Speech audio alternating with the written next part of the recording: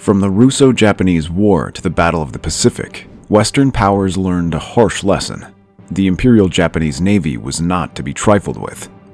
Despite being an island nation crippled by a finite purse, Japan, for a time, was easily the most feared nation on the seas. They forced Russia to seek peace, had the British running tail tucked between its legs, and caused severe casualties on American soil. But how? How did an agrarian society just a few generations earlier manage to so decisively defeat one of the world's greatest naval powers? Scratch that. How did they manage to create a highly skilled modern navy from virtually nothing in such a short period of time? This is the rise and fall of the Imperial Japanese Navy. Keep your eyes peeled. You don't want to miss it. In the 1920s, the Imperial Japanese Navy was the third largest in the world, only behind the Royal and United States Navy. With its skilled naval aviation carrier force, dangerous vessels, formidable captains, and deadly weapons, the Imperial Navy was a major headache to the Western Allies in the Pacific War. And why wouldn't they be? At the time of the Pearl Harbor attack, they had 10 battleships, 18 heavy cruisers, and 20 light ones, 126 destroyers, 68 fleet submarines, 50 Kohayoteki-class midget submarines, 42 minesweepers, and much more. But if you think that's impressive, just wait till we fill you in on how it all began. You see, contrary to what many believe, the Imperial Navy didn't just come to life in the 19th century. No, sir, it goes way beyond that. Even beyond the 17th century. Call it the Age of Discovery, if you will, but the roots of the IJN can be traced to Japan's early engagements with neighboring Asian nations, starting with the feudal era and intensifying during the 16th and 17th centuries. Given the intensity of cultural exchanges, especially with the European powers, Japan had its epiphany. They realized cutting-edge vessels were crucial to expanding the empire and protecting the national interests of the government. In the mid to late 19th century, a movement led by intellectuals, military figures, journalists, politicians, and nationalists were born in Japan, advocating for expanding beyond the home islands. Known as the Nanshin, or Southern Advance, the plan was simple: create an expanded fleet to extend Japan's sovereignty to regions like the Southern Seas. Figures like Shiga Shigetaka, who emphasized the juicy incentives of taking over the Pacific Islands, even advised the government to not only claim new territories, but also populate them. To be fair, though, it's hard to fault the big idea. Taking control of the South Sea Islands would have made Japan more powerful, improved the IJN's political prestige, and boosted the nation's economy. With her work cut out, Japan began developing industries required to construct and support a navy, such as shipbuilding and steel manufacturing from around 1885 to 1914. But of course, war is always expensive, more so for a turn-of-the-century Japan. The Sino-Japanese War of 1894 to 1895, for instance, cost Japan around 200 million yen, roughly twice its annual peacetime budget and about 1/8 of its gross national product. Wondering how they made the tough numbers work? Well, the Japanese government actually borrowed 43 million yen at 5% and 10 million pounds at 4% interest from the London market, whilst imposing an inflation tax. However, it's worth adding that Japan benefited from the 1895 tragedy of Shimonoseki, which awarded it 32 million pounds in indemnity, equivalent to 1/5 of its 1896 GNP, as well as control of Taiwan and the Pescador Islands. As for the Russo-Japanese War of 1904 to 1905, though, they received no indemnity and had to pay 1.639 billion yen, which was half of Japanese GNP at the time. To pay this enormous amount, the government instituted heavy taxation and borrowed money from foreign nations. Was it worth it, though? Absolutely. Japan was able to defeat Russia in the war despite being a pre-industrial society nearly half a century earlier. It wouldn't have been possible without sacrifices made to bolster her naval strengths. Becoming the first Asian power in modern times to defeat a European power, Japan kept the fire going with continual technological advancements and thorough navy training. Enter World War II, and they were one of the best naval forces around. During the first 6 months of the Pacific War, the Imperial Japanese Navy had tremendous success, inflicting severe defeats on Allied forces. Japanese naval aircraft also sank the HMS Prince of Wales and HMS Repulse, marking the first time capital ships got sunk by aerial attack. And how can we forget April 1942, when they drove the Royal Navy from Southeast Asia during the Indian Ocean raid? The Royal Navy, whose naval aviation force was inferior to Japan's, was lucky to only lose a small carrier and 2 cruisers. Saying the Imperial Japanese Navy once ruled the seas is certainly not an overstatement. They asked questions that not even the Western Allies could answer. But here's how they did it. First off, Japan's aircraft had the longest range of all the forces. Take for instance the A6M20 and Betty bomber.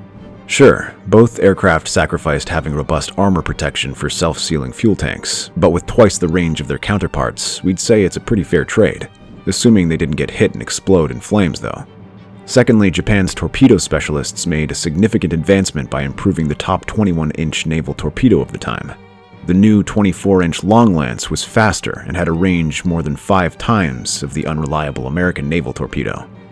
Additionally, the Japanese equipped more warship classes with torpedo tubes than the US Navy, whose cruisers largely lacked them due to restrictions from the 1922 and 1930 naval treaties. Not even the British and Americans could believe its devastating capabilities. As a matter of fact, when the British battleship HMS Prince of Wales was attacked by Betty torpedo bombers, Admiral Phillips initially dismissed the visual report. He couldn't believe that enemy torpedo bombers could operate this far. He also couldn't believe that the torpedo bombers' enemy aircraft could operate from such a distance or drop torpedoes from such heights. However, for all their effectiveness, the torpedoes were often a double-edged sword. They were hazardous to handle, and several IJN ships sank after their torpedo supplies were hit by enemy fire. In one instance, the IJN cruiser Mogami fired at an enemy cruiser and missed, but the torpedo continued on and accidentally hit 5 critical Japanese transport ships miles away. But hey, her success didn't just boil down to technological advancements. In 1941, the Japanese Navy and its pilots were significantly better trained than their adversaries, especially in areas like night combat with surface fleets. Japanese naval pilots had double the flight experience of their rivals, forming a small elite force through intense training. Though this elite group, as you'll find out later, was difficult to replace. Ironically, however, the Royal Navy, which had trained the Imperial Japanese Navy in the early 20th century, now finds itself surpassed by its former apprentice. More importantly, they rigorously trained with their torpedoes, identifying flaws and refining them over time. Through live fire trials at sea, they developed effective and realistic torpedo tactics. In contrast, the US Navy rarely practiced with its torpedoes, as the loss of an expensive one often triggered a significant investigation, discouraging pre-war experimentation. Additionally, Japanese naval architects designed new high-pressure steam power plants to move larger ships faster on less precious fuel. Basically, whatever the Japanese lacked in technical or industrial ability, they made up for in other ways.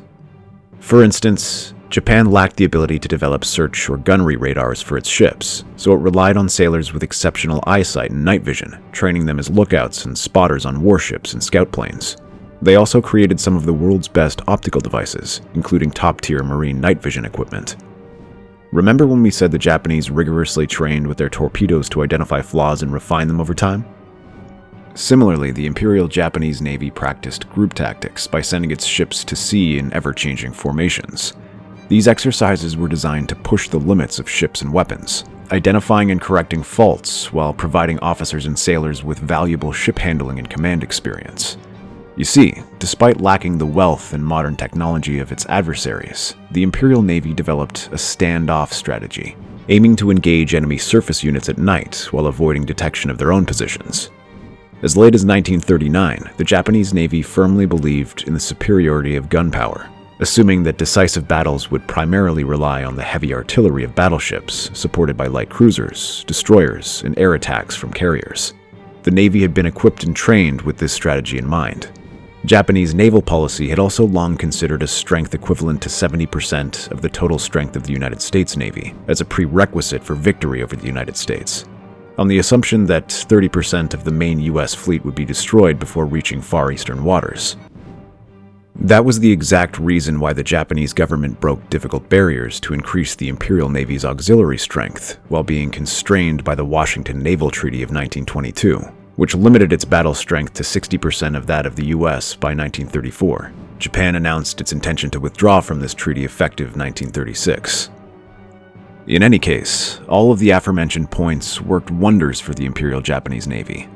As already defined, the early parts of the Pacific War were littered with Japanese victories. The US had great losses at Pearl Harbor, the British battleships Repulse and Prince of Wales were sunk, and the Allies struggled to maintain lines of communication with Australia. But then, everything unraveled for the Japanese Navy. Despite some basic innovations, more advanced developments were slow to emerge due to the rigid structure of the Japanese naval hierarchy. While low-ranking officers were encouraged to speak up during training, the leadership at the top maintained strict control, often limiting the pace of progress. Plus, prerequisites were allocated or denied based on familiar or educational connections, a damaging system that could not be dismantled in that semi-feudal society. This sort of toxic atmosphere was strictly crafted to breed a formidable fighting navy, which it did, but was in no way conducive to change or bringing out the best in individuals. Secondly, instead of prioritizing the protection of their highly skilled carrier pilots and crew, the IJN leadership, for some reason, repeatedly exposed them to unnecessary risks. They were ordered to operate at the aircraft's maximum range, and many pilots lost their lives from even minute damage to their planes because they were so prone to blowing up. The rigorous training system of the IJN struggled to replace the experienced aircrew quickly enough, resulting in poorly trained replacements that weakened their overall effectiveness. The fact that Japan didn't anticipate a drawn-out war worsened the situation. They didn't have contingencies for logistical challenges, or even the know-how to manage resources for long wars. And don't even get me started on its inadequate, perhaps even non-existent, naval aviation pilot training program. As late as 1941, Japan was only graduating 100 pilots per year, a stark contrast to Western allies like the US. To put things in perspective, America had up to 100,000 pilots in training programs. Now, to be fair, this made Japan's naval pilots exceptional. The scarcity meant that the ones who did graduate were well-trained, well-oiled, and well-versed.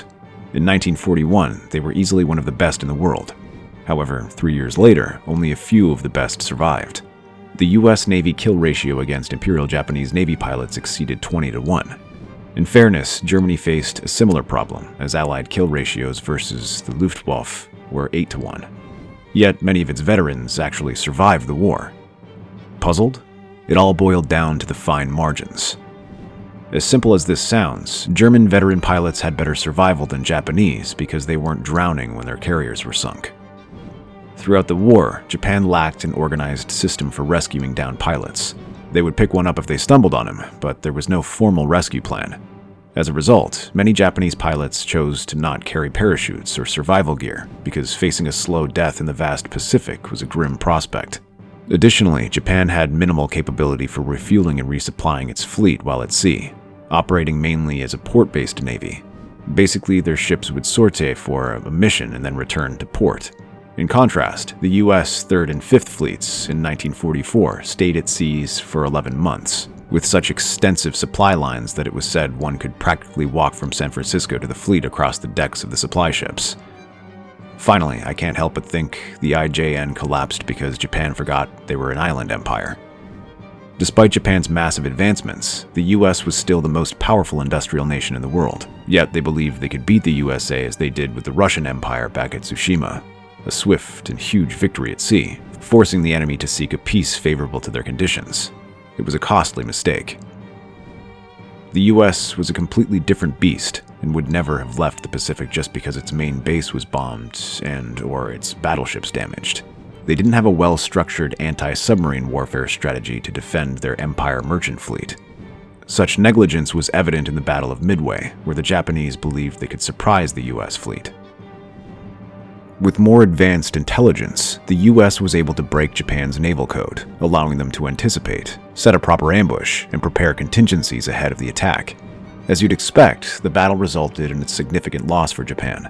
4 of Japan's frontline carriers, including the same ones used in the Pearl Harbor attack, were destroyed, while the US lost only 1 carrier. To be fair, the Battle of Midway wasn't exactly the doom o'clock for the IJN. No, sir. That title goes to the Battle of Leyte Gulf in October 1944. It was the largest naval conflict of World War II and decisively weakened Japan's ability to maintain any significant naval operations. The Japanese fleet was almost completely destroyed, including the loss of many carriers, battleships, and cruisers. More importantly, the remaining experienced pilots were killed. leaving the once dominant Japanese naval air force crippled. With this catastrophic defeat, Japan's naval power was effectively broken, and it was only a matter of time before the Allied forces achieved total victory. The Korean Restoration Army, which now had collaborated with independence fighters in China and Allied forces, fought hard against Japan until she surrendered in August 1945, ending 35 years of Japanese rule over Korea. With Japan's surrender and Allied occupation following World War II, the Imperial Japanese Navy and the entire Japanese military were disbanded in 1945. Plus, Article 9 of the 1947 Constitution of Japan ensured that the Japanese people renounced war as a sovereign right and the use of force for resolving international disputes. This basically only gave military forces the permission to act solely for self-defense. Japan was also restricted to its 4 main islands and a few other minor islands. The Soviets claimed the Kuril Islands as part of their war declaration, and this transfer was formalized in 1951, resulting in the forced repatriation of the entire Japanese population from the archipelago. And that, guys, was the end of Japanese conquest as we know it. If you enjoyed this video as much as we did, then you'll be pleased to know that there's plenty more where that came from. Check out the channel for even more historical rundowns for you to enjoy. And don't forget to like, subscribe, and smash the notification bell so you don't miss out on our upcoming videos. Till next time.